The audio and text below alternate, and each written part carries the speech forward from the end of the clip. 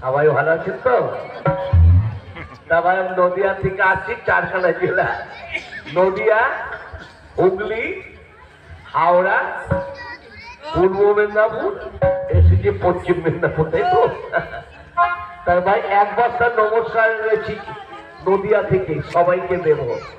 তা প্রথমে নমস্কার মায়েদের, মা বলতে অনেক মা এসেছেন, নিজের মা, কাকিমা, পিসিমা, সিনেমা, কদমা, চশমা, একিমা, পাইজামা, নকদামা, কদমা, মায়েদের নমস্কার।